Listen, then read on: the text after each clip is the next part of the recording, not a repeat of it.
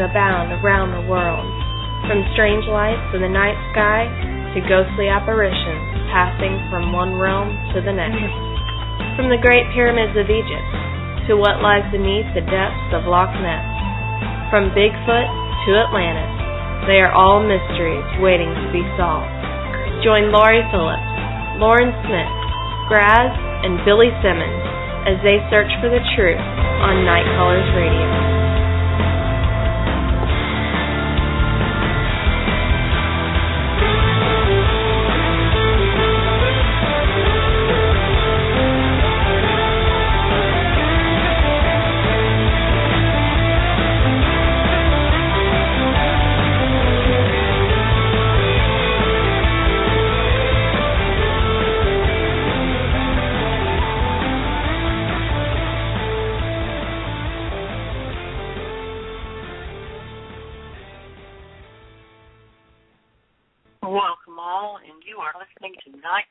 Bigfoot Radio. Today is February 19th, 2015, and it is cold outside. And I'm here tonight with the Night Callers crew, Graz, Billy, and Lauren, and we're all here tonight, and we're all well. I think it's just crazy weather jumping back and forth. We were discussing it earlier.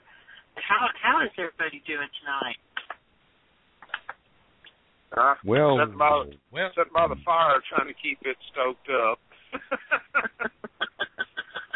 Yeah. I'd say well is relative. Well is relative. We talking about physically or mentally? That's a good point. Very good point. Thank you very much. I really don't want to get into the mental part, but okay. That'd be a whole nother show right there. That's true. Yeah. We need to get Dr. Phil on for that one.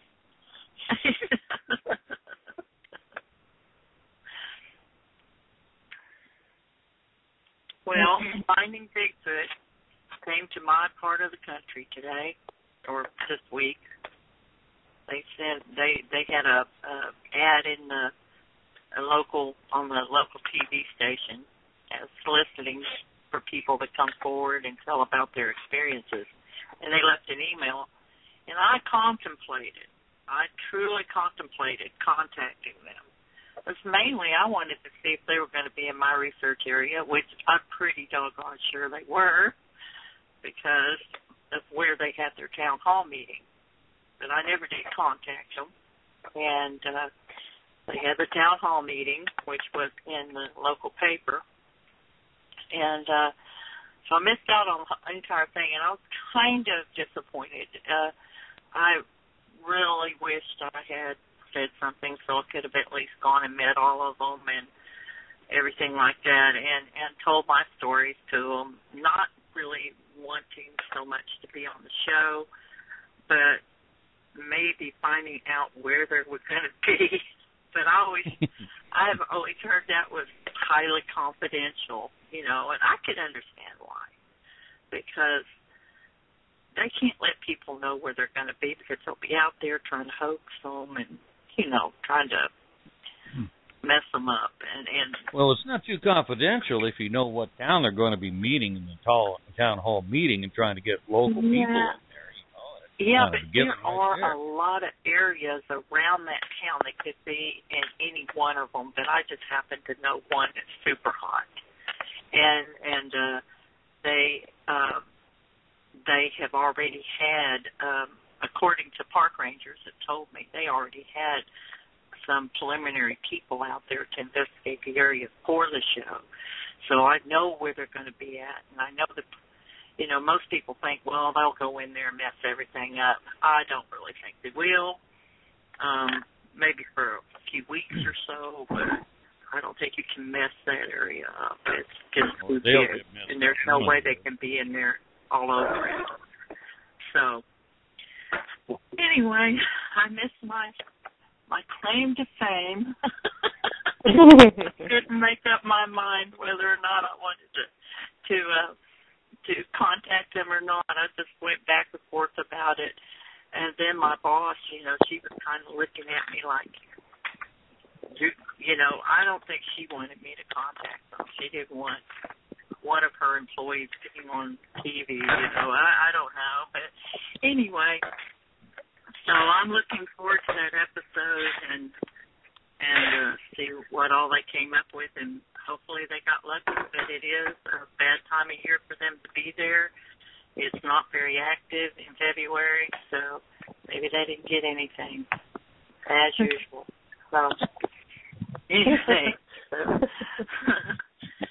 anyway, anybody got any news? I haven't. I've been too busy just trying to stay warm. Same. I don't have that problem. I just try to stay dry. I actually did see some interesting footage from the lady that we had out of Oklahoma where we played the audio. Mm-hmm. And yes. On the Anthony Moffat show with the yes. Yes, okay. Yes, and she's now ventured out and using a camera somewhat, camcorder, and she did pick up a couple of interesting things with some footprints that Graz and I were actually looking at last night or night before last. And, it was last night. I've been in contact with her. And like I said, this is just something that cropped up this week. But she does have some more activity going on there close to the house. So that's all the news I know of. So maybe my Bigfoot has migrated up north. No, I don't know. It's been pretty quiet in this part in Deep East Texas. So this time of year it is. It really is. Yeah, the ones on my property, they head out, somewhere further away. They don't hole up on this one when it gets like this. Who is rattling? Sorry. Number one daughter. The little rat. The little Man, rat. I just can't please you guys tonight. Y'all are mad. Hey, we're glad you're here, though. We're holding it against you because you missed last week's show and the show before that. So how dare I have sick children? Oh, my gosh. I need to tell them about that. You were saying that this time of year is not really very active for the feet. And, Mom, I'm going to go ahead and throw her under the bus here. Not really, but she was worried about the finding Bigfoot people getting into her areas. And she said, well, one good thing is that it's not active right now, so they won't really get anything. I know. I have researched that area in February, and it's like dead as a doornail. I don't know where they go, or if they're just laying low, or what's going on, but I've really never gotten anything in February, so maybe they'll have some good luck. I hope so. I really do. I hope maybe they'll get an awesome audio, or they'll have a sighting, or maybe they'll get that thermal. So let's hope so. I hope they don't tell where they're at. I don't want to share my place with everybody from every county around. No, thank you. I might as well just move on to a different spot for a while. So, well, I don't know about you guys, but I am really, really looking forward to this guest tonight. I have talked to him on telephone. He is a fascinating person, extremely well-spoken. He is, and I'm kind of a little bit intimidated because he is a host of a crypto reality radio show. So he has got experience on the radio, so he's going to hear how inexperienced I am, I guess. No. So, he is a great guest, and I'm really looking forward to bringing him on. So, Raz, if you don't mind, do you mind reading the intro, and we'll go ahead and bring Mark on. Is that an option? Yeah, right. I was asking instead of ordering. I was asking. Okay. Yeah. All right. Well, ladies and gentlemen, Night Callers Bigfoot Radio presents Florida Bigfoot researcher Mark Zaskey. Mark is a crypto-zoologist, the creator, writer, and host of Crypto Reality Radio Show, investigative journalist, author of Bigfoot, The Unavoidable Truth, and Who Decides What is Real. Mark has been studying the Bigfoot species for about 16 years in the state of Florida. He is himself an eyewitness and has had multiple encounters, as have members of his field research team, including his son Christopher in Myakka State Park. His plain-spoken and confrontational approach to skepticism and scientific bias are hard-hitting and have yielded valuable information into dealing with these areas of our subject. He is best known for his research into the ongoing resistance mainstream science has toward eyewitnesses regarding their encounters with the Bigfoot species. Mark Zaskey's blog, the Bigfoot Researchers Journal, covers a variety of often overlooked yet very important aspects of the Bigfoot subject, specifically presented to help other researchers to become more aware of scientific bias and dogma concerning our subject of study, how it is used against us, how it affects our research and public opinion on the subject. He is the founder of Bigfoot Researchers United and the Bigfoot Research Council. Together they constitute the very first unified front of Bigfoot activism for eyewitnesses, researchers, and the general public. The organization is geared to confront mainstream science at its top levels and push for official funding, study, and protection of the species. Thank you very much. Thank you, Grass. Night Callers Bigfoot Radio is welcoming Mark. Hey, Mark, how are you doing today? I'm wonderful. How's everybody doing out there? We're actually doing great. We are. We have been fighting bugs for months, but now we're all well and doing great tonight. And so happy to have you on. Mm-hmm. Yes. Well, thanks for having me. I'm really excited to have you on, Mark. I listened to you. I think you were a guest on somebody else's show, and I remember sharing your name with Mom, and I'm like, Mom, this guy is fantastic. His answers are just amazing. I was sitting there writing down some of the things you said in regards to skeptics, just so that I could, the next time someone was like, oh, you believe in Bigfoot, huh? I was sitting there writing down your rebuttal so that it was very unoriginal of me, but you said everything so perfectly that I was blown away. I was like, this is what we all need to say to skeptics. Well, I appreciate that. That's quite a compliment. Trust me when I tell you, I get more flack than most people. I can believe that. I can believe that because you almost have a confrontational. It does say here that you have a confrontational approach, and I think that's what it is. When people don't believe you, I don't know. I think you're dead set on making them believe. You're showing showing them what you know. So I mean, the whole thing with me was that I was skeptical. I was a skeptic, and I mean, my whole life. I was actually born in Ohio, in northeastern Ohio, and I would hear stories all the time because we were about maybe 30 miles from the border of Pennsylvania, and just outside of our town was very rural, and then went right into really deep forest, and so there were always those stories, and they always had the colorful names for what they saw. They would, I think they referred to them as wood boogers too. But it was, as a kid, you just you don't really get the gravity of that whole thing. You think it's some kind of a boo story, but I was interested in it from that standpoint as a kid because, it's a fascination. I mean, it's the boogeyman, when I was a kid, and I really didn't understand that stuff, so But you know, growing up, we moved to Florida when I was like 9 or 10, and I wasn't in Florida a week, and we had already had something on the street that I lived on happen with a couple of horse ranchers.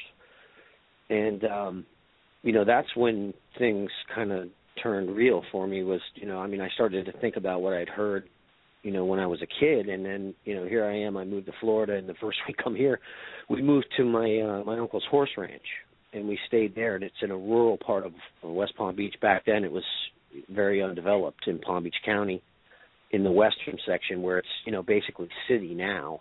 I mean, I've watched it change over the decades, but back then it was equestrian, and there were, you know, horse trails going into the forest and, you know, bordering the swamps. So there were constantly, you know, it was still rednecky Florida back then. There were people driving around in four-wheel drives with shotguns in the windows and rebel flags all over their trucks, and, you know, you could still drive with a cold beer in the front seat and nobody was saying anything. You know what I mean?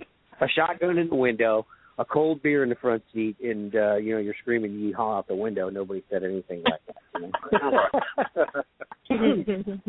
But yeah, Florida was different back then, and you know, that's how I got started into it. I was kind of like, in, you know, through no fault of my own, just thrust into it as a kid. And some horses were mauled on our street, and they were saying that they were calling it a wild man.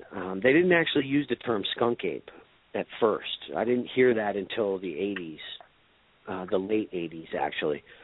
But that's when I really, you know, I mean, I started going out in the woods then.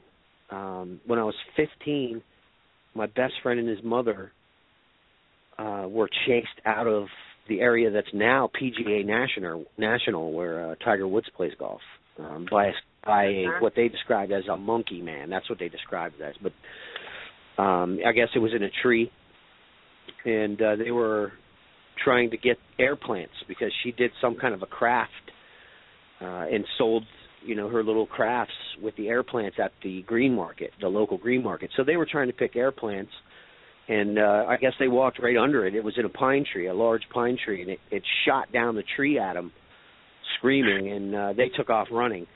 And I, you know, was like, I fish with the kid every day, and, you know, he told me about it. It was, you know, the middle of summer, and we weren't in school, so, you know, he met me at the pond that afternoon, and he told me this story, and I was thinking, man, you know, why are you, you know, telling me this? You know, I don't believe this. You know what I mean? Like, you hear about these things, but it's always third, fourth, fifth, sixth-hand information. It's not your best friend, you know. And so I didn't believe him. I thought he was pulling my leg, but he insisted we go to his house. And now his mother was a deeply religious woman, and, you know, she actually terrified me because she would put that eye on you. Like, she knew what you were up to constantly, you know. But, yeah. I mean, and she confirmed every word of it. And when she told the story, and it was exactly what he said, it changed my life. It had a profound effect on me. That was when, you know, I had skepticism about it, but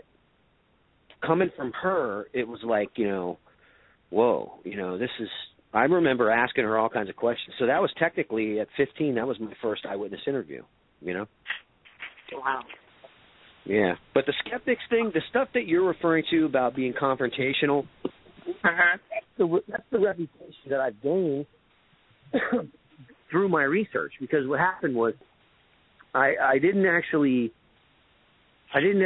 take on that role until I saw it.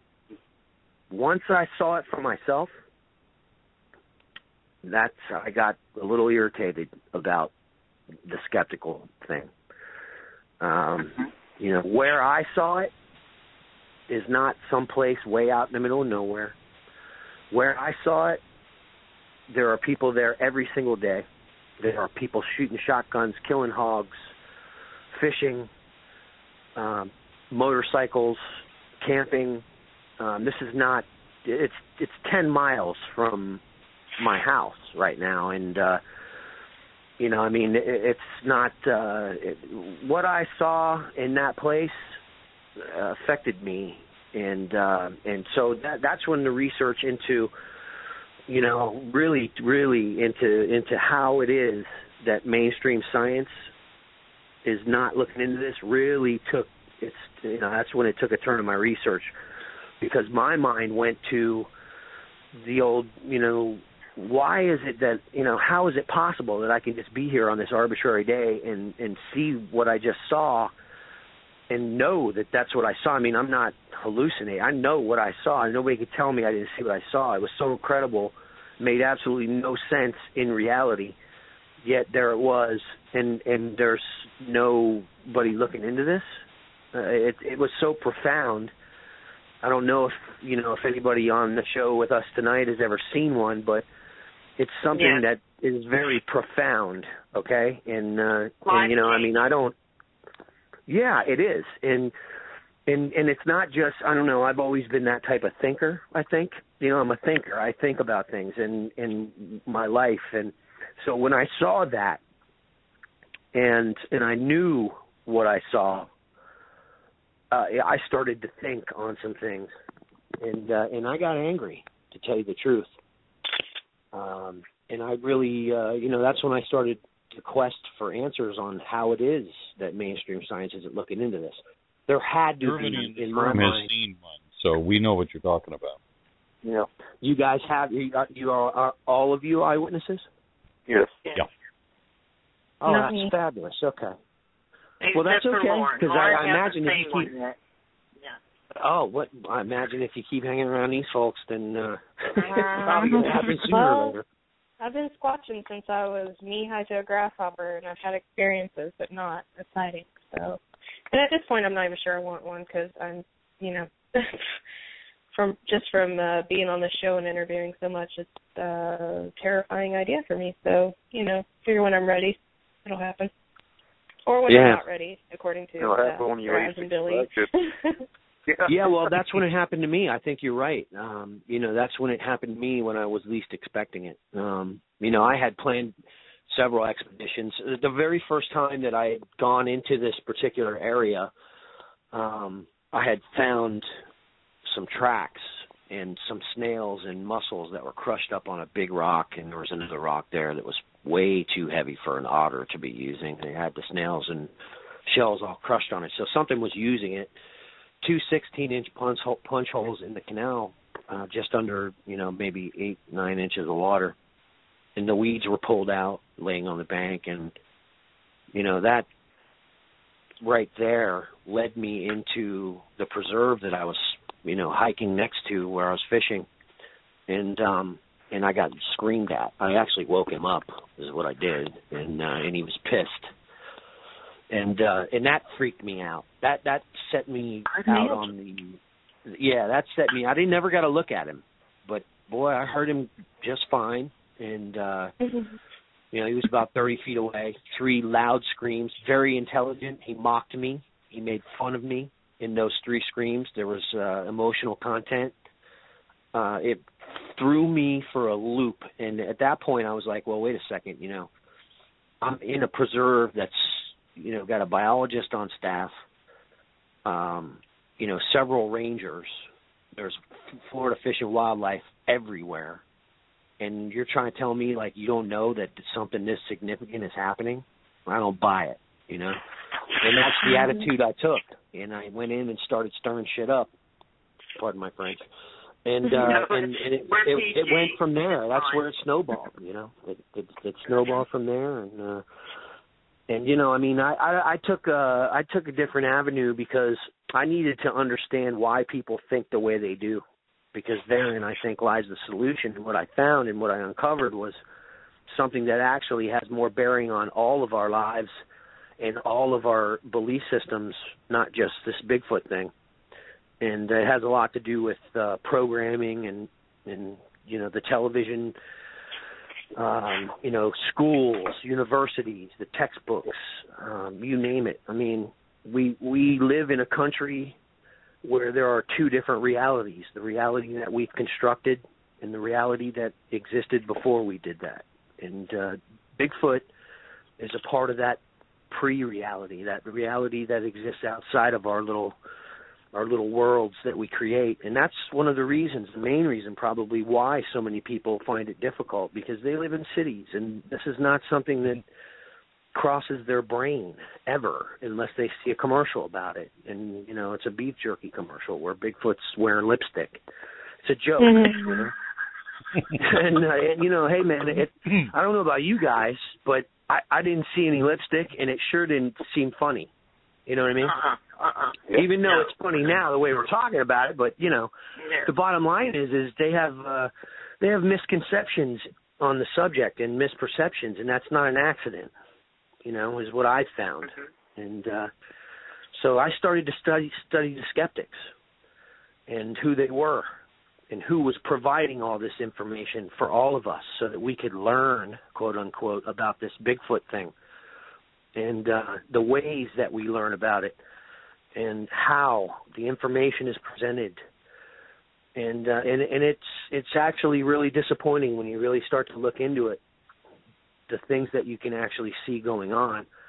And even more disappointing is, you know, the fact that the effects of the programming on this subject, the way it's been presented, it's in the behaviors of the American people, and unfortunately, a lot of the Bigfoot research community, the researchers themselves. And it's just been a real enlightening experience the last 3 years in particular, because that's really what I studied. I went online and studied the research community, and that's where I got that reputation as being confrontational, because I was developing psychological profiles to find out who some of these promoted skeptics were, or sponsored skeptics, people who are there to quell validity in our subject, and there are people out there that do this. Are you talking about the trolls? What we call trolls? Some of them. Yeah, some of them are just people who, you know, have obsessive compulsive disorders, obviously, but you know, there are people out there that, for lack of, you know, a better term, I termed it sponsored skepticism. These people, I mean, you know, it's one thing if you've experienced something traumatic for you to dedicate yourself to you know, something like that. Like, you know, what we saw was life-altering. We can all agree on that. And so there is a reasoning behind us doing what we do. But by its very nature, skepticism does not promote that type of behavior. So when you run into a skeptic or skepticism, it's important for you to try to, you know, start to recognize things like this, that, you know, if you find people like this, they have absolutely no reason psychologically to be involved in promoting skepticism. There's no reason for it, logically. So we have to begin to try to find, you know, that's what I thought. I need to find out who's behind this, because the bottom line is this subject is important. It's probably the most important discovery in the history of mankind, because ultimately what it represents is another human-type being on planet Earth. We don't have to go into space. We have them here. And it's very important that the people of this planet realize this. And it really upsets me that, you know, more people aren't looking into this sponsored skepticism that we can all, you know, have absorbed. You know, it's seeped into the very terminology that we use to speak about the subject. Skepticism, you know, our science, we're Bigfoot researchers, but, you know, I sometimes introduce myself when people say, what is it that you do? I say, well, I'm a crypto-zoologist. I look into things that aren't supposed to exist according to science. And if you really go and start to investigate some of the terms and the descriptions that mainstream science has for us, they're very derogatory. And they're actually damning to anything we do before we even get started. I mean, they call our science, cryptozoology, a pseudoscience, a false science. It is. Mm-hmm. And that's a terminology that's been absorbed by the public through this programming. And so these are the types of things. I mean, there's a million other ones, But they're alluding that it is paranormal hocus-pocus type. That's right. Yeah. Yeah. It's not real. It's legend. It's myth. These are the words: legend, myth. These are the words that preclude the possibility of any validity in anything we're saying before we even say it. And so, we wonder why it is that nothing's happened. Well, if you take it back to the very base of communication about the subject, what you'll see is that this is the case. What I'm telling you, it is the case. And so in dealing with the public in particular, it's difficult to get support. And we all know that. We've all experienced that. It could be a simple situation where you're talking to somebody at work and they just laugh at you. You see the doubt in their eyes. Oh, definitely. Yeah. Well, see, there's a difference between a news report when a reporter comes on and says a man has seen Bigfoot. That's never been said. Okay, it's always a man claims to have seen Bigfoot. And I'm like, what are you, an attorney? You know what I mean? I mean, it's like, they add these psychological primers and granted, oh, well, they don't want to be liable or whatever. But the bottom line is the guy didn't say, I'm claiming to have seen Bigfoot. He's saying exactly what he saw, exactly how he saw it, and then the information is then twisted, and so the public can't buy into it because there are those primers. What we're trying to do is to try to change some of that terminology and introduce a more respectful dialogue, respectful to eyewitnesses and researchers. Mm-hmm. Well, even Bigfoot researchers say this. I'm going to put this picture up of a possible Bigfoot. Even though they were in the area, they smelt it, they heard it, they felt they were followed by this Bigfoot, and even though it's a box watch, they will still say this was a possible Bigfoot. Right. And it's because they are afraid that the skeptics are going to come in and stomp on their head, and it happens. It happens. It makes you afraid to come forward with anything that you have, and some people won't at all bring anything forward. They may have some very compelling video, but we all know what happens when video gets put up. It gets ripped to shreds. Even the Patterson-Gimlin film has come under intense scrutiny, with a man in a costume, and that's some of the most compelling footage that we've got out there as a community. I believe that too, Mm-hmm. Well, there's a fine line that you have to walk along with, especially the onliners, Bigfoot research, is you have to ask the right questions and try to get the information from the person who's posting something. But you don't want to sound like a troll who's just bashing. And there are plenty of bashers out there right now, even in the Bigfoot community itself, who have an attitude, well, we're just, this guy's full of it, we're just going to bash him. Instead of just saying, well, there's a 50-50 chance that it's true, and we'll just leave it at that, they just go into trolling. So it does have a knee-jerk reaction on some people where they don't want to put their stuff out. Yeah. Well, like you said, there is a fine line. And, in the end of the day, what we do, I don't know if you guys are you're involved in interviewing, is that correct? Eyewitnesses?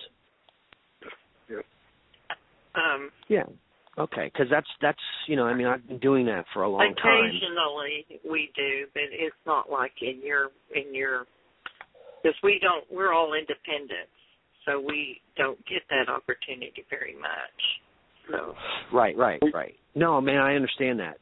When you talk about that fine line, that's the conundrum, and it's existed that line since the beginning, I assume. And I look at the situation like, that's what needs to be overcome. There has to be momentum for someone, I don't know that, I don't consider myself to be, I want to say that I will advocate on behalf of eyewitnesses, and that's how I'll put it. I don't believe in backing down when it comes to this. I consider this to be way too important of a discovery, or let me put it differently, a realization, because this has been discovered. It's been way too long that it's even been said that it needs to be discovered. It needs to be validated by the jarheads that are running science, yes. But in the end of the day, this is all real. There's we know what's up. And, it's just how do we get the public to come to that realization? As researchers, we have that problem. And so in dealing with all this skepticism, that's the reason that I started the journal, first of all. And second of all, that's why I started Researchers United. Bigfoot Researchers United is specifically created to bring all the researchers together in an autonomous way. No one runs it. It's the research community itself that basically will run it through a group conscience. And we're working on the website now to give researchers a voice, a unified voice, and not just researchers, but eyewitnesses. There's something within, there's a little council that is going to be developed within the Researchers United. And what we want to do is we want to pull people who are interested in actually getting something done and changing this together. And once we get them together, we plan on trying to come up with ways through group conscience, like I said, to start to confront science about this and the seriousness of it, the fact that it's not being taken serious. I believe it's of the utmost importance that humanity realizes that there is another humanity out there. It's a crime at this point. And, I look at it like if we can provide the vehicle and no one's in charge, let's put it that way, because that seems to be an issue within the community. Oh, sorry, guys. Got a dog going on there. So anyway, if we can provide the vehicle with which they can actually vote on something, on how to pursue this, on who to confront, who do we move towards a dialogue with first? The group will decide, at which point we can do that. The bickering, the psychological dysfunction within the community has prevented that, largely due to a lot of this symbol dependence that we have going on as a result of the programming. The bottom line is we're the ones who've seen it, and they have us actually thinking we need to prove it to the people who are paid to prove this. In the first place. Exactly. I have always felt that way. I've always felt like it's the scientists that have got the job. That's correct. Why are we the ones that have to prove something exists that truly exists? But it's their responsibility, not ours. If I may, yeah. One of the problems that Bigfooters have is they have a tendency to shoot themselves in the foot when it comes to getting any kind of respect for anything that they've found or any research they've done. There have been several attempts by some people that have turned out to be basically a circus act, and the media has taken it upon themselves to have fun with it. A lot of people, several years, 4 or 5 years ago, a lot of people started going into TV news shows and things like that, and the people took the footers took the news crews seriously, walked them through the situation, but during the editing process, they turned them into basically clowns for the circus act. And that's one of the problems that we have, is a lot of people are shooting themselves in the foot when they go public into the media. Right. Well, that's gonna sit real nice in the programming category. I mean, the bottom line is you don't just get to go on television and say whatever you want. We really do need to have a serious dialogue as a community, or a serious discussion where people begin to wake up to the fact that every second of television is shrewdly guided. You absolutely do not go on television and say something that contradicts or re-represents, restates, rebuilds, tears down. There's a million different terms. The current state of reality. That's just not going to happen. You can't do that. One of the things that I think, everybody, it seems there's a gullibility where, like I said, we're actually out there trying to prove it. They've introduced a term that's actually a legal term, and we bought into it hook, line, and sinker. I mean, I bought into it myself. The burden of proof, right? Like, again, what are you, like Matlock or somebody? I mean, come on, man. The bottom line here is I saw something, and what I saw was real, and you people need to do something about it, and do something about it now. And if there were 30,000 of us saying exactly that, someone would be doing something about it. Because here's the thing. We're America. We, us, the Americans. And everyone's got this backwards. Like, we built this country. We work. It's our tax dollars. And this whole thing where everybody thinks that we're just, we don't count or our voice doesn't count. I mean, there are 100 successful models for this same type of organization. I've said it on another show before. A perfect example would be Greenpeace. Obviously, we're talking about, some different areas of conservation and species protection. But the model, it's started out with some organization, and the next thing you know, a few more people, and now, we're seeing legislation changes over the last 30 years because of those people. We're seeing activism at national and international level. And that's the type of thing we're talking about here. We're talking about unifying so that we can begin to do away with what you just described. That should not be happening. It should not be happening. As long as we continue to participate, and I'll tell you, sorry. Is he breaking up on anybody else, or is it just me? Am I there? No, he's fighting. Yeah, you're losing your signal. Am I good now? Yeah, Mark, it's kicking in and out. Is it good now? Yeah, sounds good now. Okay, great. So I just wanted to elaborate, say something about finding Bigfoot.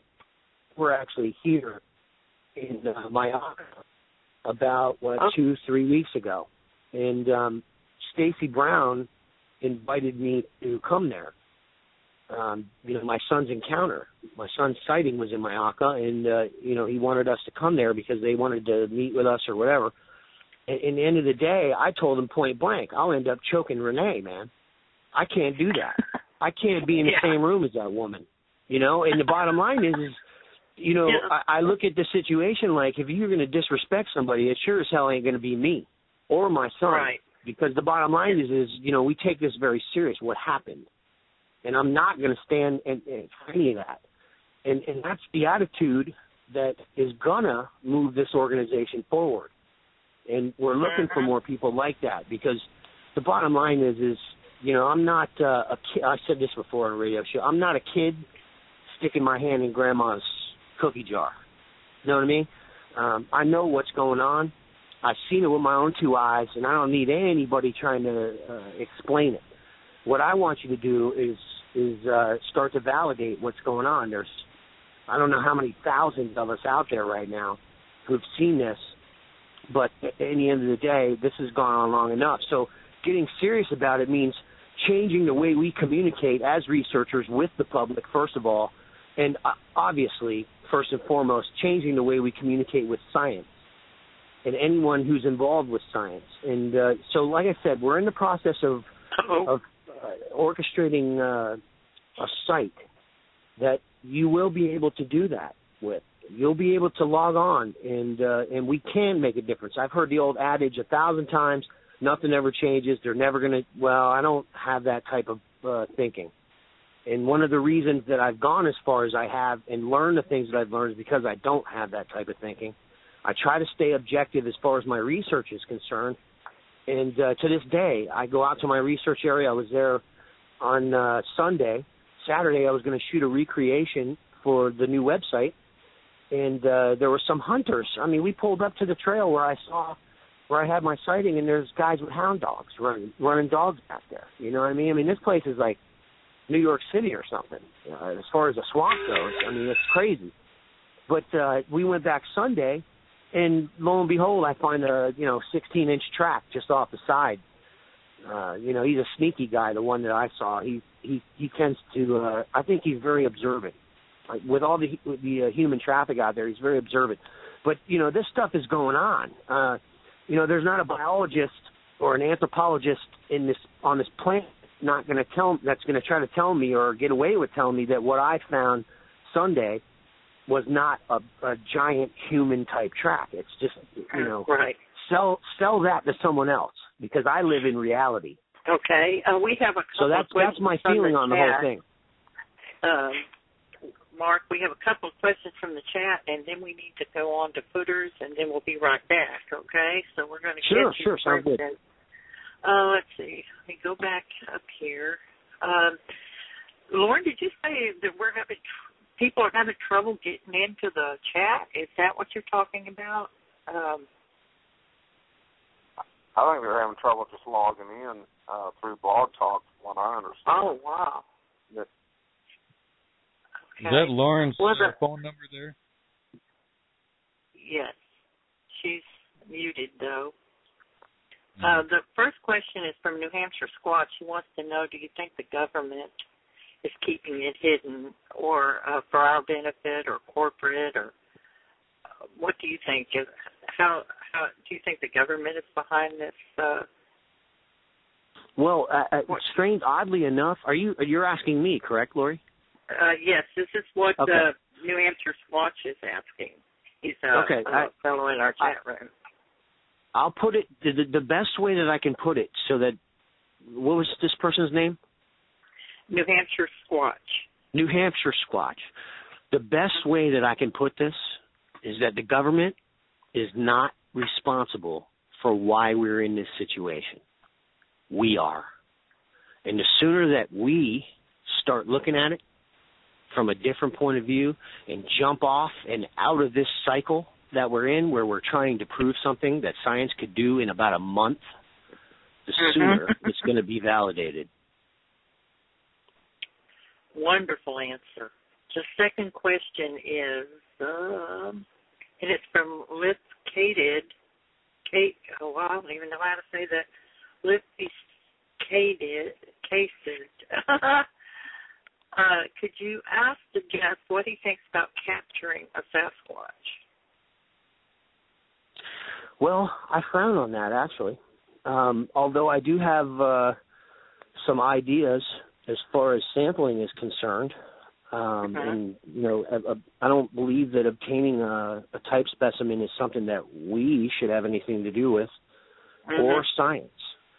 I think that it would be a clear violation of the species' rights, because they are actually, I believe, based on what I've seen, some kind of a people's. That's just what I saw. A lot of people may see something else, but I don't think that that's right ethically. But I think we do need documentation from the people that are in control of validation, and that's really than us. Although I do still research, and I still think that it's an excellent idea to continue researching. I don't support at all. No, to answer your question. Okay. All right, Lauren, are you ready to go? We're going to go ahead and go. Am I unmuted now? You're unmuted. Thanks. We love you. Okay, go ahead and roll the intro.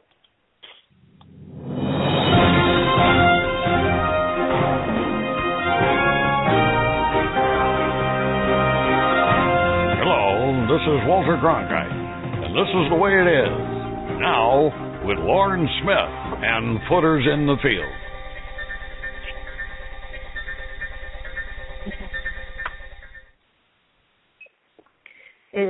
Okay.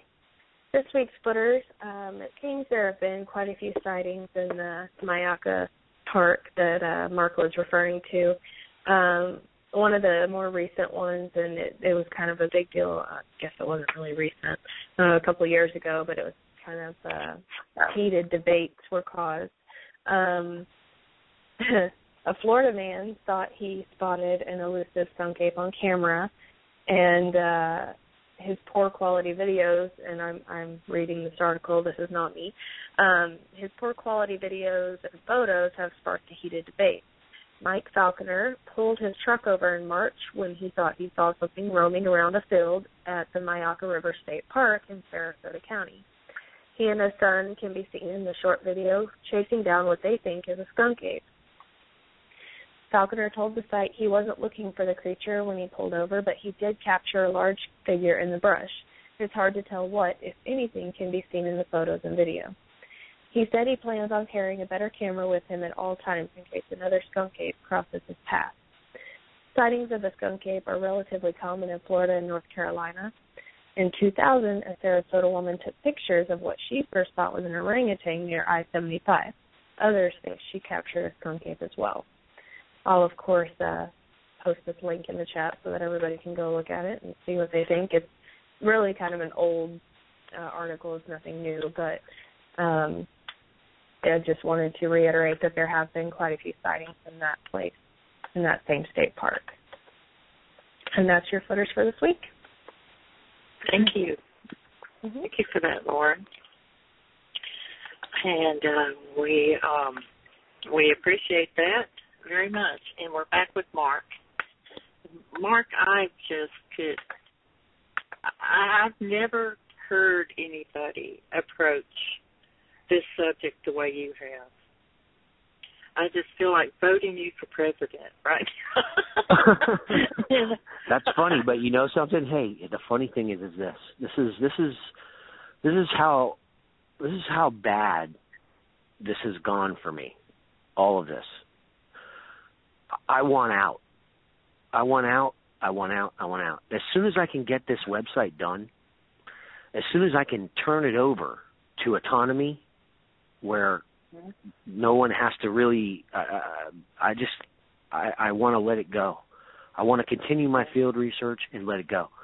Because dealing with the multitude of the Bigfoot research community has been an immense psychological drain.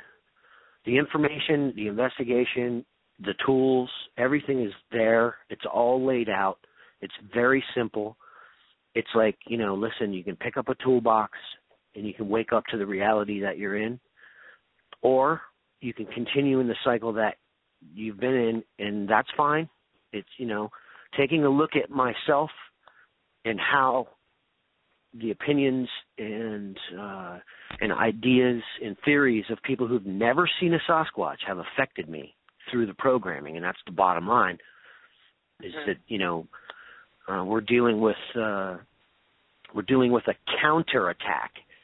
Eyewitnesses say one thing, people who haven't say another, and invariably, people who haven't seen one get the last word, or they have little initials next to their name, so the public buys them instead of the eyewitness. It's been a drain. That's all I can say. I want to get this. I can't sleep until I get it done in good conscience, because I know that this is the right thing to do. But once I get it done, I don't want to run it. I don't want anything to do with it. I really don't, other than to be an active member and support whatever the council comes up with as far as activism in confrontation. I mean, I look at it like there's definitely a war going on, psychological, and we deal with a lot of subliminal stuff that we absorb, and it comes out, and, that dysfunctional stuff that you see online, the little nicknames that we come up to, trolls, the this, the that. That's largely the online dynamic, but the bottom line is you can walk down the street and interview people about this subject, and you're going to get those same types of responses. And, I feel like now that I know what I know, almost responsible to get this thing launched, because it's just, I don't understand. I don't understand people aren't more concerned about, Right. Well, in their defense, now, I haven't always been a believer. It took, prior to 2000, I didn't believe in it at all, and if anybody talked about it, I just thought it was ridiculous, impossible. I didn't believe it existed at all. I'd never heard much about it. I never watched Legend from Boggy Creek or anything. I didn't know anything about Bigfoot other than, there was something on Bigfoot coming on TV, and I would just go to another channel. I didn't even have any interest in it. And that was me. And I know I represent a lot of skeptics out there at that time I did. And I just knew how I felt about it, and if anybody said anything to me about Bigfoot, I just, I wasn't ugly, but at the same time, I just completely didn't believe it. Didn't believe it at all. Well, that's normal. That's normal. Yes. Lori. I mean, I look at the situation like, when Vermont or New Hampshire Squatch had asked that question a few minutes ago before the Bigfooters thing, I have a standard answer for that, and I didn't actually give it. I gave, my own belief on the situation. But, skepticism is a normal part of dealing and of our existence in our current reality construct. And we have to begin to view, to find the solution, we have to begin to view what's going on as a very different reality that we all live in than the one that exists outside of ours. There's a realm, and we all know it because we spend time in it. It's the very real realm where anything can happen, where wild animals fight for survival every day. That's a different realm than the one we live in. We have similar things, obviously, in our little constructed world, but the bottom line is it's a perfectly normal place to be. And I was there, thankfully no longer, but we have to, look at the numbers. Billions, not millions, billions of people are caught in that. And where this subject is concerned, I would say 99.9999% of our worldly population is in that skeptical subject. We also begin to look at numbers. I mean, finding Bigfoot, however ridiculous I find it, it should be called not Bigfoot. It should be called not for Bigfoot. And at the end of the day, they get 2 to 3 million viewers a week, And so there is an interest and a fascination with this subject in the general populace. And so, one of the things that we plan on doing to illustrate how we want to help the public and really help the research community is, with the autonomy, the council within Bigfoot Researchers United will decide what avenues of activism we will take, along with the research community voting. We want to use not just the research community. We want the research community to be the ones who decide how to proceed. We want to send out millions of emails to the general public and ask one very simple question. Would you, once and for all, like to know whether this thing is real or not? If you do, click yes. It's very simple. It's non-intrusive. There's no adware. There's nothing. It's very simple. It will then take them to a petition. And see, here's the thing.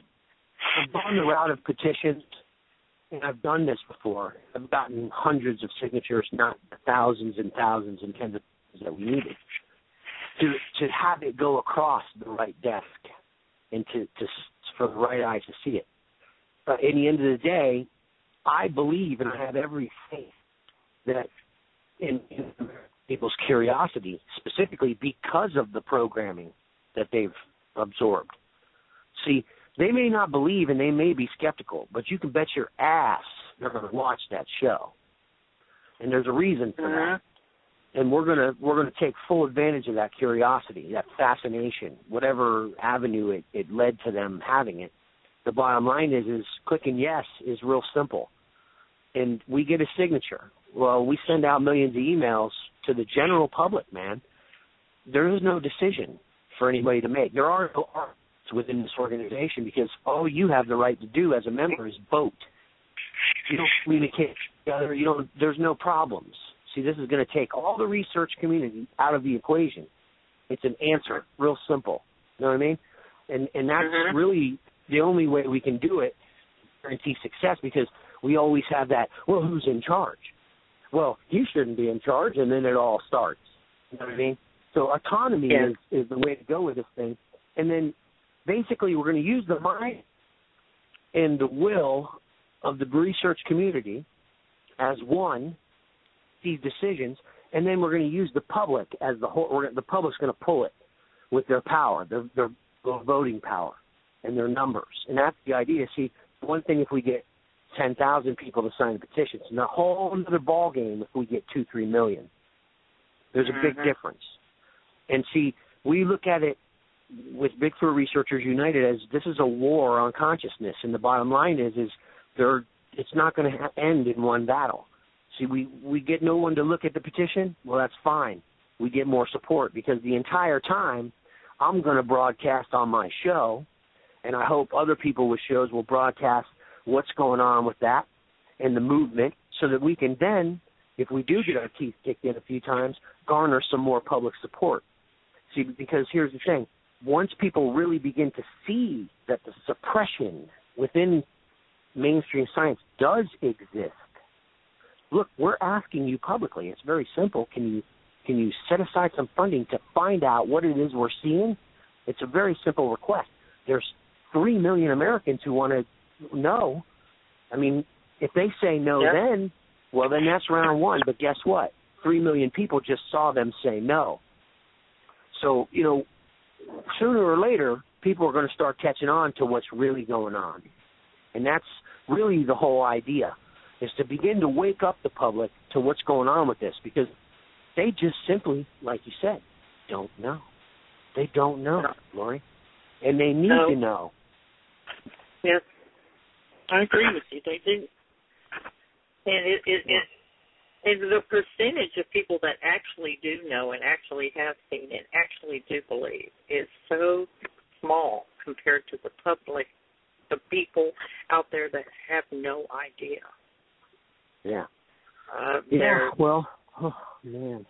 You're right. taking on a tremendous, well, I know you're not taking it on, but what you're trying to accomplish is tremendous. Well, here's the thing, and I used to say that to myself, and I would feel really overwhelmed. I would feel really overwhelmed. Yeah. But what I realized, yeah, absolutely, man. Especially when I was taking on the skeptics, because what I was doing was I would go in and I would start arguments. I would make a comment that was so blatant that I knew would piss them off, because I wanted to see who was who and who was what. And I was developing those psychological profiles, and that's where a lot of my reputation came from, as being confrontational.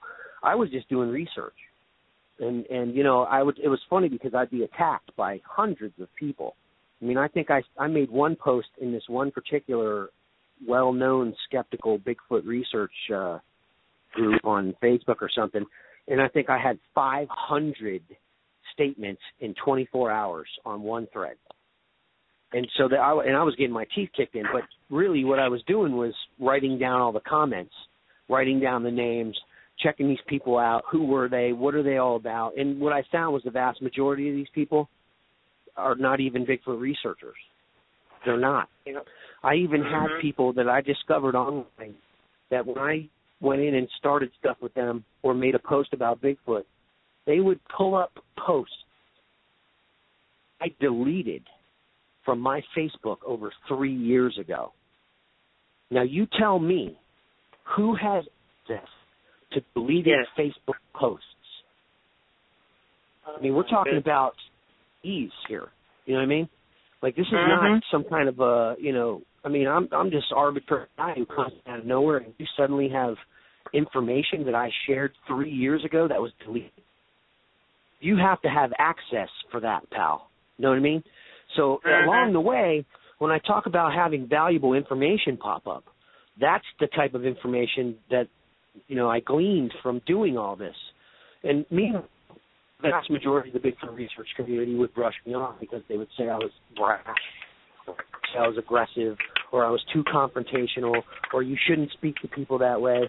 And, meanwhile, I would go in and be perfectly polite, and after 10 minutes of my teeth kicked in, I would start to make, other types of comments to just see how far they would push it.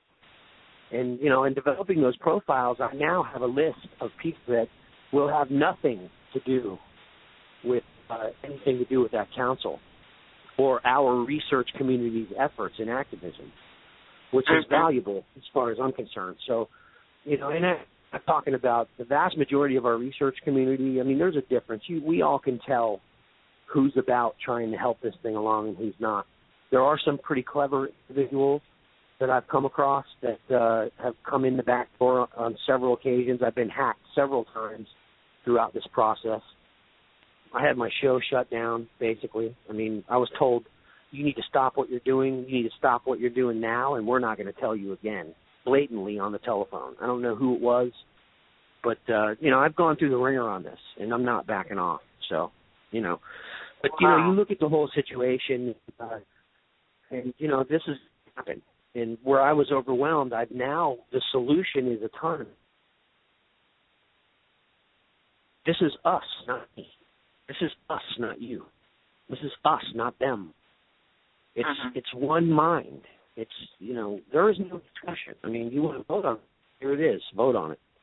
But, that's the way it has to be handled because of that dysfunctional dynamic that we've all, obviously experienced online. And being that this campaign will originate on. You are breaking up, Mark. Is there a way you could get into a different place where you're at, or? Is this better right here? Yes, it seems to be, yes. And we really want to hear everything you're saying, and I hate it when you start to fade out on us. So. It's about time for intermission right now.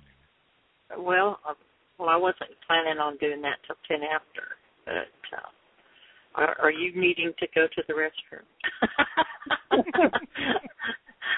I think I'm needing to go too. So I think we will take this opportunity right now, go to intermission, and so you guys let it fly, man. Let it fly. Yeah. Yes. Okay. Well, Mark, I will be back in just a few minutes. Let's all take a break, and we'll be back with everyone in 8 minutes. All right.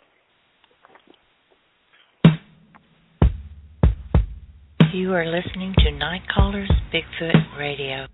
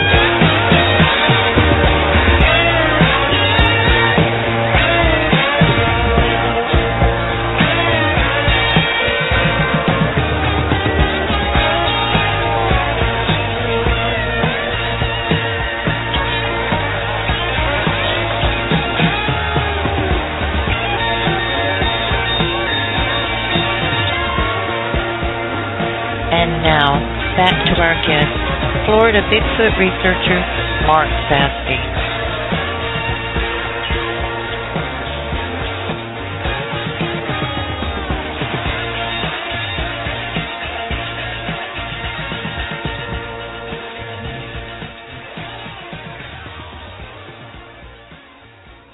It's hard to live when you can't find the floor.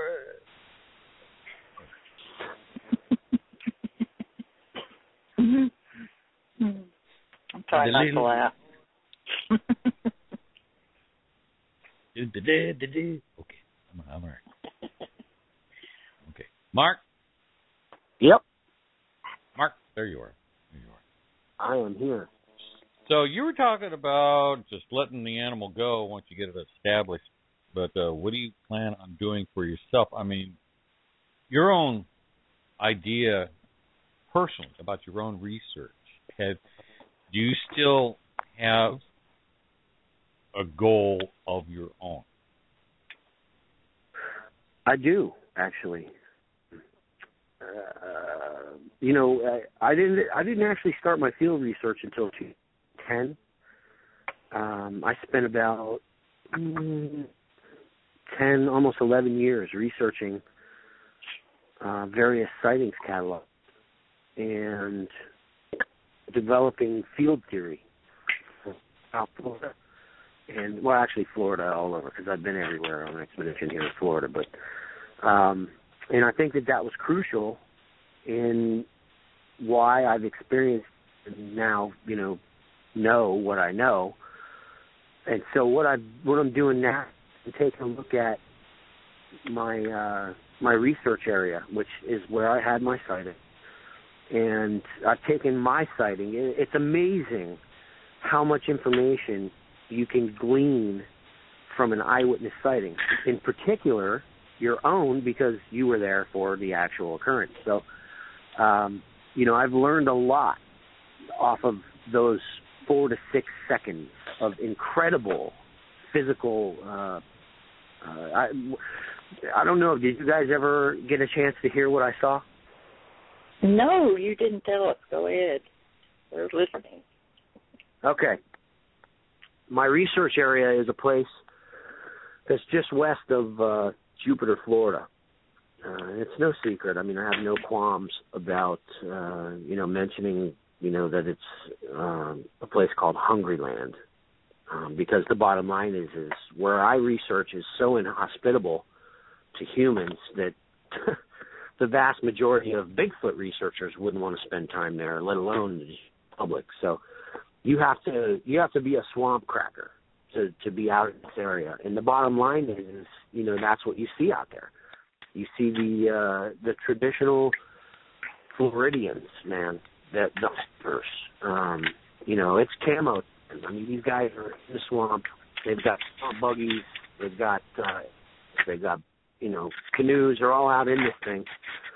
And they're hound dogs. There's pit bulls, and there's campsites, various campsites dotted within it. It's not that large. I think it would surprise people, the area. But where I saw him, and it's interesting, I was remarking to my girlfriend the other day that really there were so many things that contributed to me being on that trail at exactly that moment for me to look up and see what I saw.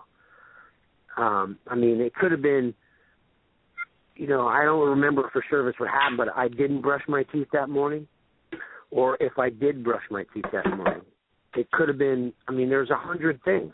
I drove all the way from Fort Lauderdale that day to pick up a friend to show him I was going to start to teach him how to track.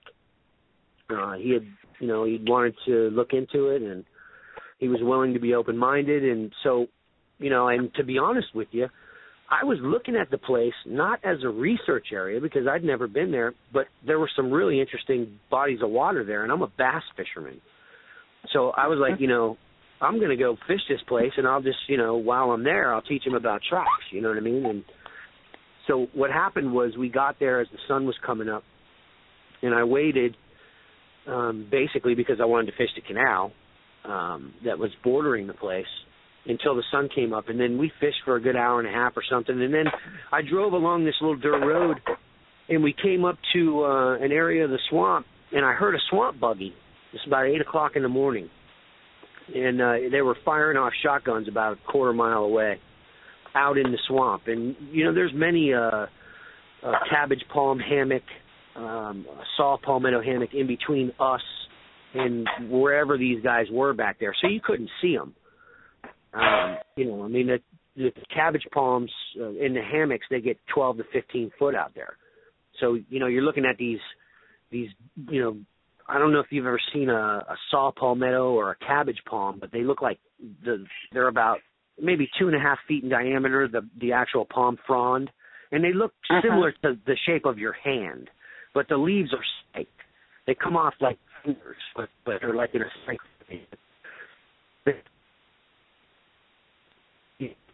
5 yards wide by 100 yards long, and then there's swamp bordering all sides of it, and there's a couple pine trees in there, you know what I mean? And then they're out in the middle of this swamp, And I happen to see.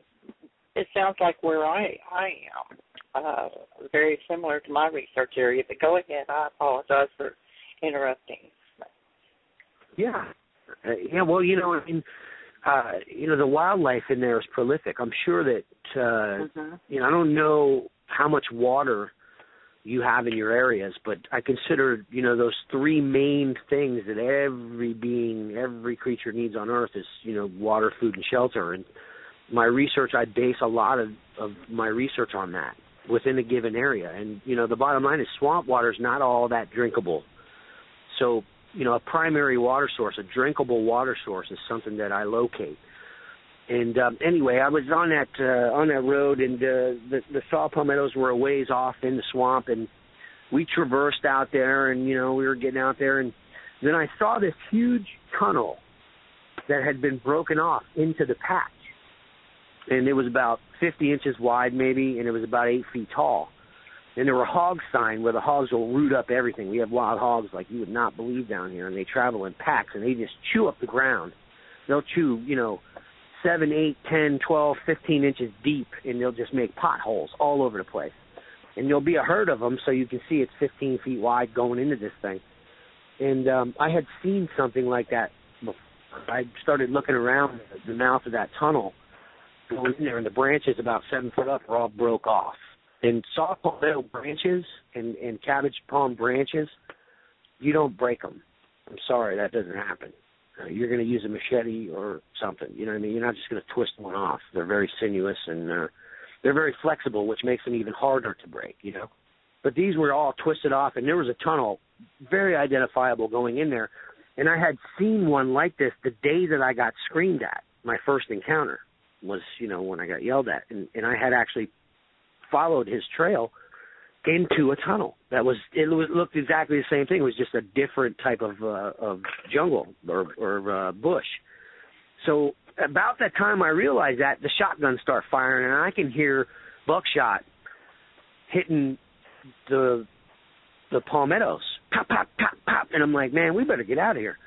And I'm thinking, we're never going to see anything anyway. These guys are like, they're flooring the swamp buggy, and all this stuff's going on, and they're shooting. So I was like, let's get out of here. So we turned around and went back out of the swamp, got in the car, and I said, let's look for some high ground, because, our feet were already wet past our boots, the mud and everything. So I was like, let's go to some high ground. Let's find the highest ground in the swamp. And it just so happened that about an eighth of a mile further north was the Beach to Lake Trail, where it cut through the Hungryland swamp. We pulled over there. There's a little guardrail, a little sign that says the Old Indian Town Trail. Now, Hungryland used to be, it is connected to a place called the Dupuy Reserve, but Hungryland in particular is where the American Indians hid from the U.S. government during the Indian and U.S. government wars back in the 1800s. And, the term Hungryland is the English translation for what they call the place. I'm not real familiar with the Seminole name for it, but they were there until the cavalry and the Union or whoever it was came down here and got them. There was a fight going on out there and all that, but they have records of this guy that I saw, and I looked him up and I checked it all out after. But anyway, we got to the trail, and we left the car. Geared up and left the car. We weren't 75, maybe 80 yards, 100 yards from the car. And he started to say something, and he had this camera in his hand, and he was adjusting his gear, and I reached over to try to adjust his gear for him, and shotguns started going off, and they were close. Those guys in the swamp buggy that were shooting over by the other place we were at had made me down with this swamp buggy. They were shooting at something. And in about 70 yards or so ahead of us, in the middle of the trail, while the shotguns were going off, was a 7.5 to 8 foot tall, humongous, perfect specimen of a man that was built like a Greek god, man. He had 7 to 10 inch long, gray, silver, shiny hair all over his body. It was thicker on his shoulders, thicker on his forearms. It hung past his fingers on his hands, very thick on his hands and forearms. His biceps, you could see every muscle in his body through the hair, even in the thick part. His legs were extreme. I always hear, even my son sighting, he saw one in Myakka and had a real thick torso. It was jet black, and it was humongous. I mean, he saw a beast is what he saw. His picture he drew right after it. Within 10 minutes, I had him draw a picture, and it was beastly. The thing I saw had a V-shaped torso, and you could see every single muscle in this guy. His glutes, my God, if I had a body like this guy, I don't know how to describe it. It was perfect, and he was built, man. Like he was like the Hulk, but only, you know, it was with gray hair, and he was an albino. He had a whitish, bluish, weird skin. He was 5 feet off the ground, arcing from the bushes on the left side of the trail, coming down. He cleared the entire trail. I counted it off on Sunday. It was 20 feet. And he was not jumping from the side of the trail. He was jumping from arcing like another 10 to 12, maybe 15 feet further. So when I looked up, there's this giant guy with perfect shoulder-length silver hair, parted in the middle, flying across the trail at about 35 miles an hour. He landed perfectly without a stutter, without a vibration, and I was freaking out. I mean, I'm looking at this, and I was going, what? Like, you know, I probably even said it out loud. He landed perfectly, and then he noticed us, and he pulled the palm. He was right behind a cabbage palm, and the branch was sticking out on the right side. He turned and faced me and grabbed the branch and started to pull it down. I was staring at him. I stopped in my tracks, and I had a hold of my partner's shirt. Like, you know, I don't even want to say what I was thinking, but we stared at each other for 2 seconds, and he didn't move first. I moved first. He had perfect hair, man, and it was so strange. He did not have an apex skull. He had rectangular, deep-set eye sockets. His brow ridge was very low. He had a human head. It was just gigantic. He had a very wide, flat nose, and he had a very wide mouth. I did not see big, giant, fat lips on it. It just seemed to be a slit, but it was big. He had very, very developed cheekbones and a jaw. He looked like a god. I mean, that's the only, the closest thing I think is one of them, like, Roman, Greek god guys, you know what I mean? But he had this really, really off-colored skin, and that's, there was a shadow coming across his face, which gave it a very ominous feeling. We stared at each other for 2 seconds, and then I glanced at the shirt that I had a hold of. And I said, turn the camera on. And when I glanced back, 100th of a second later, the palm frond was moving up and down, and he was gone. So shotguns were still being fired, and I took off. I ran to the exact palm frond. I couldn't have been more than 15, maybe, I don't even think it was 15 seconds. I was hauling butt. And he was running behind me, my partner. We got there, and I was like, where'd he go, where'd he go, where'd he go? And then I looked to the right because I assumed that since he was moving to the right, that he just jumped off the trail into the swamp on the other side, because the trail separates the swamp. There's swamp on the left, swamp on the right. It goes on for miles. And I ran out into the swamp, into this clearing, and I fell, unfortunately. And this probably would have been hilarious. I don't know where he went. I could not see a single trace anywhere. So my partner's like, I get back to the trail after he's laughing because I fell, my phone's all wet. All this stuff was happening, and I was free. I was in a state of shock, man. So now I'm going, well, wait a second, what really is happening here? And but there's no getting around it. I've never seen anything like that in my life. I was not looking for that particular thing. I was not expecting to see anything, let alone a gray man, which is what he was. Wasn't no monkey. It was a gigantic man, and I know what I saw. But so anyway, he says, oh, yeah, really, man? You know what I mean? Like he's going with the reallys on me now, because because he's gone, you know, like, where'd he go? And I'm like, you don't understand. This thing was flying, man, like flying. He looked like a hurdler. Boom, he's coming down. And so I'm like, he could be 300 yards away in the bushes because he can go so fast, I'm thinking. So then I go back and we start walking down the trail further looking, and then we came upon a track, and it was good 16-incher, and it's him. I've been finding his 16-inch tracks ever since that day. Wow. But, yeah, we found two. We found one there. We went further real quick down the trail, and we found an ant pile. And in the middle of this big, giant fire ant pile is a 16-inch track, and the ants were just coming out. Like he had just stepped there. And so I'm like, okay, well, he's playing around with us. So that's when we really got serious, when the ants were coming out, because we're Floridians, you know. I mean, we've seen an ant pile. I've stepped in a million ant piles. Man, you make the mistake of stepping in one of them ant piles once, you don't want to do it again. No, you don't. I mean, I do constantly because I'm focused on something else. So then next thing I'm on fire, and I'm going, what the hell's going on? You know. But that was what happened, and you know, I mean, what I witnessed has changed my research. So when you asked me a question about my research now and what's going on, that is not a typical. I mean, I've probably read thousands of Bigfoot reports and talked to hundreds of people, and I've never heard any description like that. And it was difficult for me at first, but in particular the behavior that I witnessed. But what it did for me was it gave me a point of reference in my research now, because I find single tracks constantly. Well, now I know how he can do it. And he's not vanishing into the Sasquatch candy land, you know, where rainbows are and all that stuff.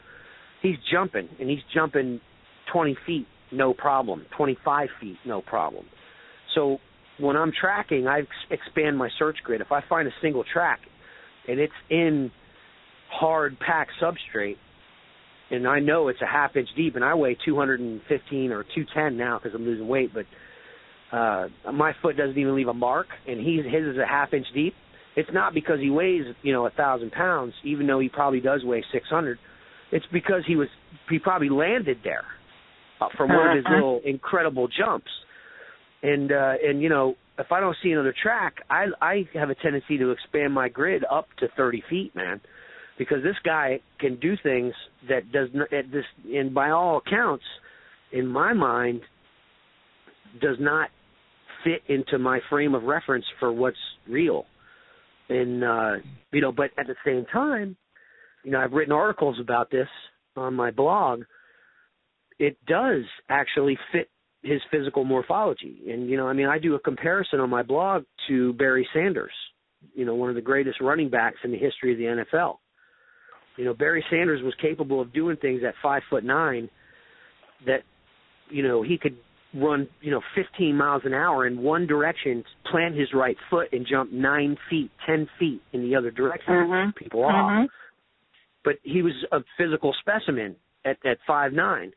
Well, it makes perfect sense that someone that's 8 feet tall or almost, that has that build, could jump as far as this guy could jump, especially if he was running first. And, so I have a different frame of reference with which to do my research because I saw what I saw, and that's really, really helped me out because now, and it's funny because I would question things before, I'm skeptical, man. You know what I mean? Like it's not that I don't believe what other people see or what they claim to have witnessed with Sasquatch special abilities. It's just that, and I've never had a negative comment, and I never will, because it's not my reality. That doesn't mean it's not theirs. It's not your reality. Who am I to say that? I don't have that perspective on life, not anymore. So what I look at it is until I witness some kind of a, behavior or ability that's, what we would call supernatural, I guess, I stay out of that and I go with what I know and what I've seen. And so in the end of the day, I look at a very capable physical being that's in my research area, and this guy's clever. I've been finding tracks in spots on the trail where it's obvious that he's clearing the corners in the trail before he goes around the corner. If he uses the trail, he'll approach, like the other, 2 weeks ago, we found a track on the right side of the trail where there was a left turn. So he approached the right side of the trail where there was some mud. And he's probably, I stood right where his track was, and I leaned over, and I could see around the corner. And I'm like, this guy's clearing his corners, man, because there's so many humans out there, So, I mean, I'm witnessing things now and having a much more grounded explanation for what I'm witnessing in the sign, which is really beneficial because the bottom line is, I'm like everybody else when it comes down to it. I'm fascinated, and, I want to be a part of it. I want to experience it again. Obviously, I don't want any kind of violent interaction, and I don't know who I'm dealing with out here. But, I'm willing to take, whatever necessary risks are within a certain, with safety parameters. You know what I mean? Mm-hmm. I have never had any hair-raising, terrifying experience with them.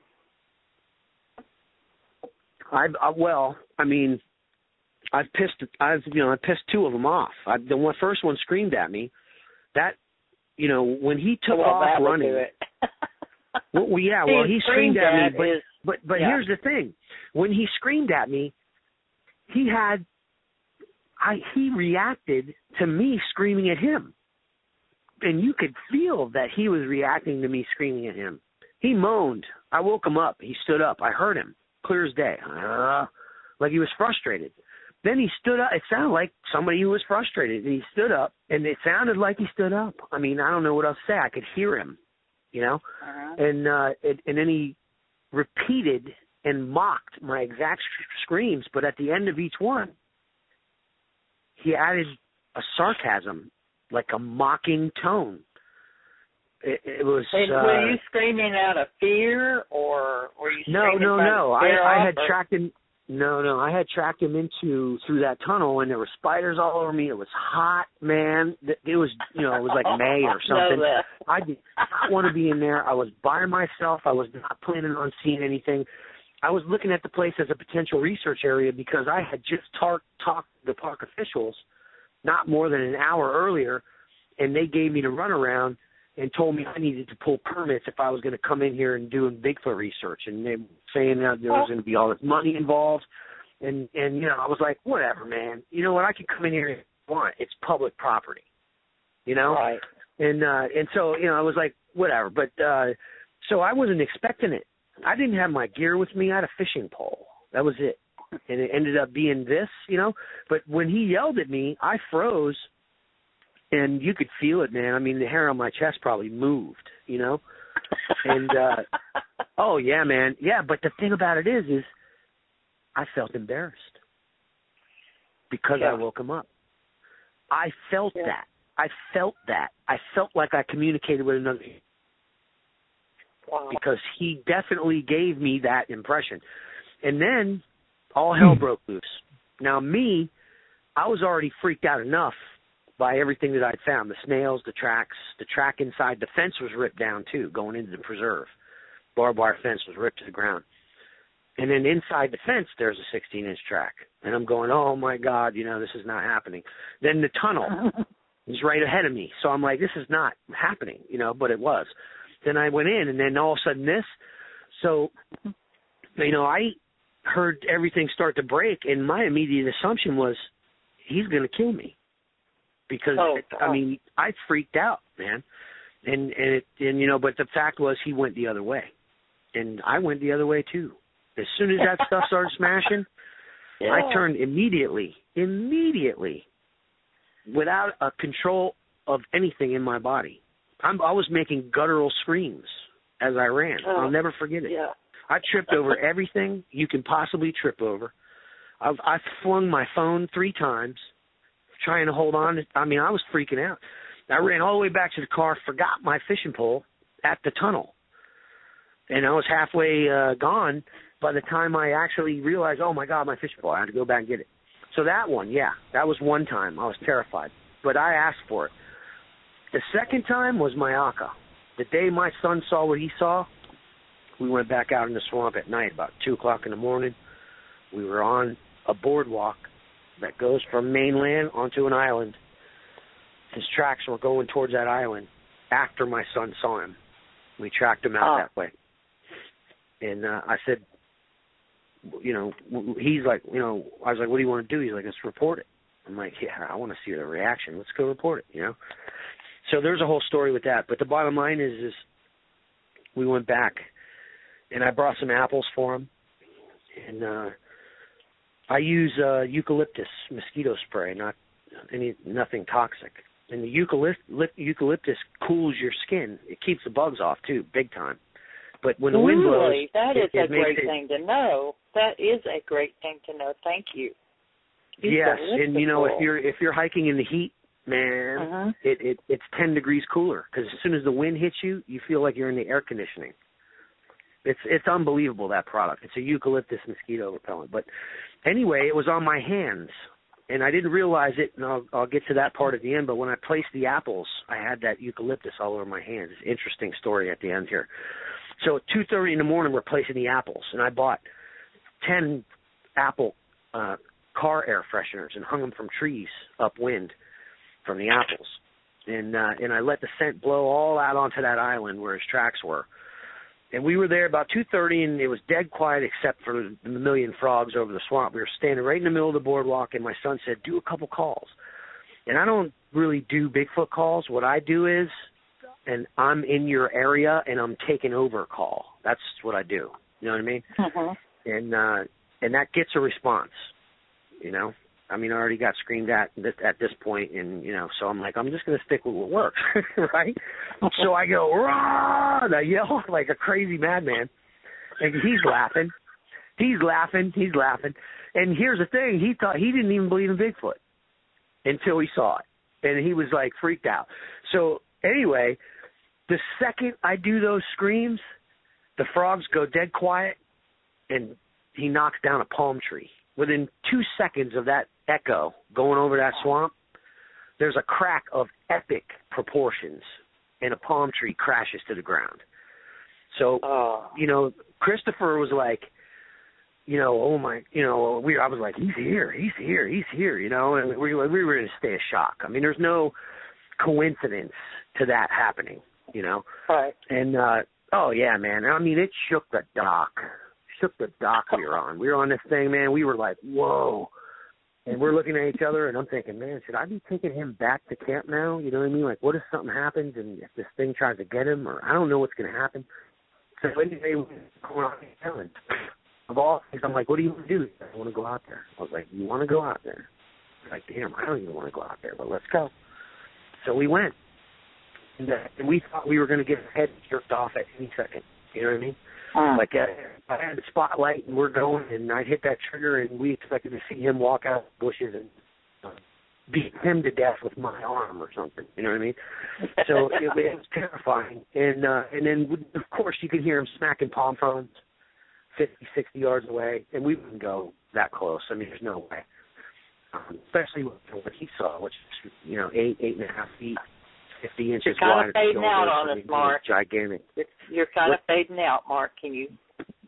Oh, am I fading out again? Yeah. Okay. I hate to keep interrupting you, but we're just like, we're riveted, but we don't want to lose you there, so go ahead. Yeah, so anyway.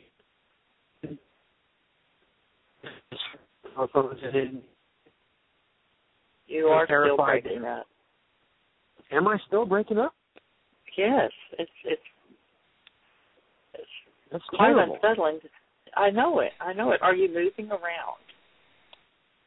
No, I'm right here. How about now? Okay. Yeah, there you go. It sounds fine. Sorry. Yeah. But anyway, that ended the night expedition. We did the hike. The next morning, we went back and found tracks, and I made casts. And we had found dozens of tracks in that park.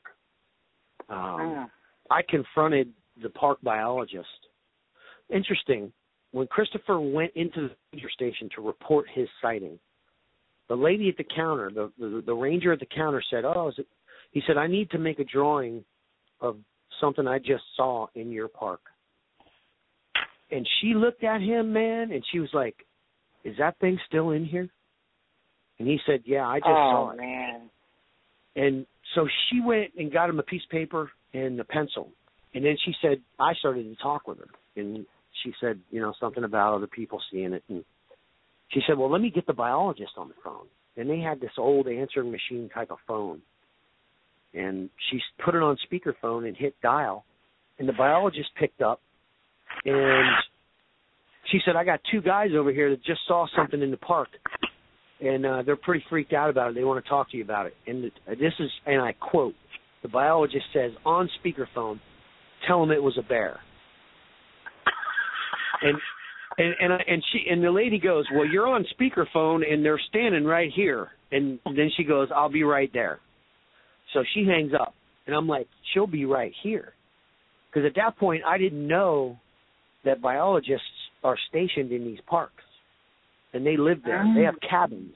They do their little interns in their internship, and they're stationed there.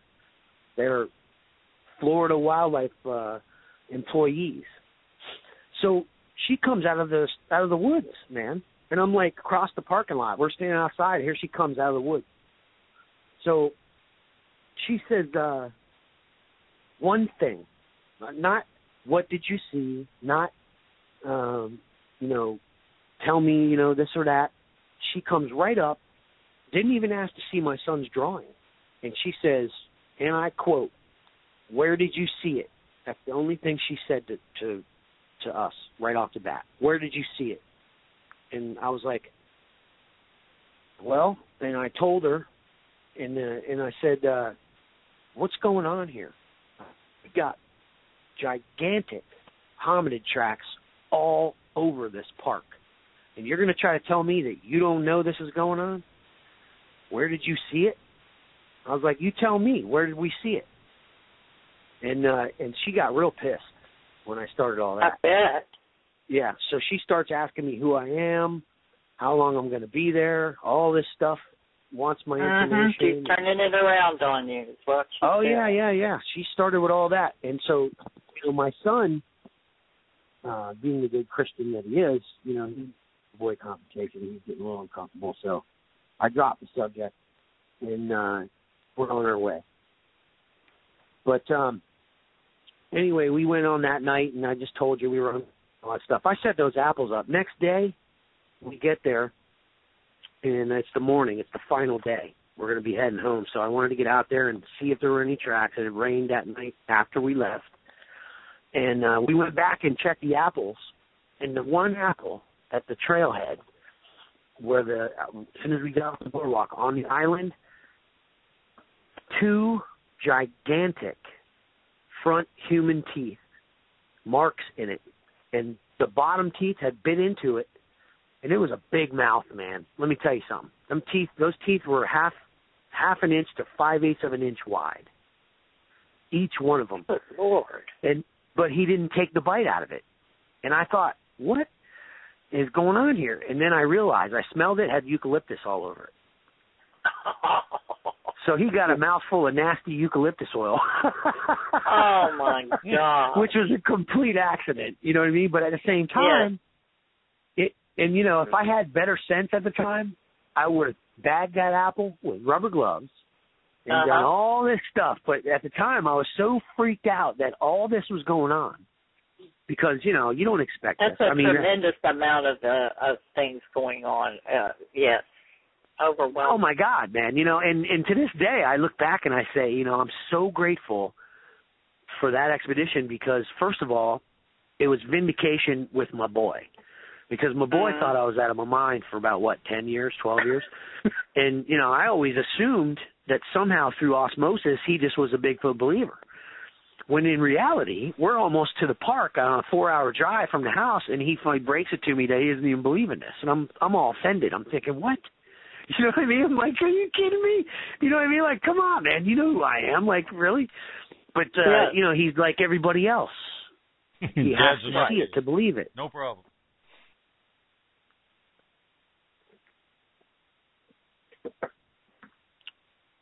What'd you say, Graf? What's that? Oh, I didn't mean to stop everybody. All I said was, Dad's a nutcase. No problem. Yeah, no, that's exactly. Oh, I didn't hear what you said. Yeah, no, that's exactly what he was. That's exactly what he's thinking. But and the funny thing is he wouldn't talk about it. I think he got home and he told his mother, and she had something that maybe as respectful for his character as he had hoped, and I think that affected him. He wouldn't talk about it for a long time, and now he just has the standard "I'm offended" response. Like, I know what I saw, and he's very irritated when he. So I try not to bring it up. People, I interviewed him, and he's got an interview on YouTube, and I've had people, berate him over that, and it's understandable given the current level of awareness and the public's consciousness on the subject. But I look at it like those were the times that gave me the insight that I have, to do the things that I can do now in my research area. I mean, of all things, what 10 years of field research gave me was a snail. And that was in the end of the day, it was a snail. I started to notice patterns in the Florida Bigfoot research, or the Florida Bigfoot sightings in particular, that eyewitnesses were seeing these, they were calling them skunk apes, at the base of cypress tree in early morning hours, feeding on something, kneeling down, digging into the base of the cypress tree, which is normally hot and in shallow water. So I started to research the base of cypress trees and, the water and the surrounding areas, and I found out that there are several types of snail and freshwater mussel. And the snail in particular that I believe they're feeding on is called the apple snail or the kite snail. They're very large. They can get as big as a baseball down here. And wow. And I mean, what better breakfast? You don't have to run after it. That's for sure. Snails going nowhere. We are getting down to the wire on the show. The show is just about over. Oh, it is? Okay. Yes. Grace, do you have a final question? No, not really off the top of my head, other than have you had to change your mind about what that Florida type of skunk ape is compared to what everybody has been saying for the last 20, 30 years? Is it a different impression, or does it actually match? What do you think? No, what I saw is completely different, even different than what my son saw. What I heard is something else. I don't discount other people's eyewitness sightings. I've interviewed a lot of credible people, and what they saw was completely different than what I saw. I don't have any qualms with you right now. There are at least 3 different things within the state of Florida. In North Florida, and apparently on the west coast of Florida, the northern west coast, near Myakka, we have your typical gigantic type of Sasquatch. It have a conical head. It does have a very gigantic head, huge, broad shoulders, trunk-like. I mean, just real thick torso, very big. Whereas in South Florida, and those tracks look a little bit different. Whereas in South Florida, we have at least 2 different kinds down here. The one I saw, I will not call that a skunk ape. That was a wild man. That's what I saw. It was a wild man. There's no doubt about it. It wasn't a human all the way. That much I can tell you. If anything, it looked pre-human. It did actually match the size descriptions of pre-human bones. Most of the large pre-human bones that I've seen in museums and all that kind of stuff, or on television that I've seen. His facial, his bone structure, everything. Then there are also, apparently, from eyewitness description, something that is a little less evolved or less human. And that's coming from the southernmost part of the state. Very different. And I know that sounds strange, particularly if you're, a skeptic. I mean, no wonder they're having trouble with this. We're talking about this because we know what's going on, but, I mean, if you've never looked into the comments like what I just made, not only is there, one type, but there's several. It doesn't make sense. But if you begin to look at the sightings catalog and the descriptions, especially here in Florida, you're going to see that. It's my research indicates that that's the case. So, I mean, all I can say is, if you're, excuse me. Okay, Lori. Yes, Mark. Yes. It was wonderful having you on our show. You were a most excellent guest, and we'd love to have you back. We'd love to have you back, because I don't even think you began to even scratch the surface of everything that you could tell us. But can you tell people how to find Bigfoot Researchers United, or how to become involved in that? Where would they go to get hooked up with this? Okay, we're working on the site now. The site is going to be called BigfootResearchers.org because we are applying for a 5013C nonprofit. If we can get that license, either way the website's going to be done, but we are going to apply for a nonprofit status. Also, you can look at it. You can look up the Bigfoot Researchers Journal, and that actual address is Bigfoot Researchers, plural, Foot Research United, at blogspot.com. And there's a lot of helpful information on there. I tend to be a little motivational when I write. And so, but there's information on all of my encounters, the actual stories right out of my field journal. There's articles that I've written on there about tracking based on my own point of reference in my sighting and so on. There's a lot of valuable information on there about semiotics and math and programming, how it's used against us. But there's a lot of information there. I also write a blog, Bigfoot for Dummies. You can look that one up as well. Or you can check me out on Facebook. All right. Well, thank you very much for coming on, Mark. And want to let everyone out there know we're going to have another Florida researcher, Robert Robinson, next Thursday night. So everyone, come back and see us. Say good night, everybody. Good night, everybody. Good night, everybody. All right. Thanks for having me on, guys. Thanks, Thank you for being here. Yeah, you were great. You were a great guest. I appreciate that. Anytime. Good night. All right, bye-bye. Good night. Good night.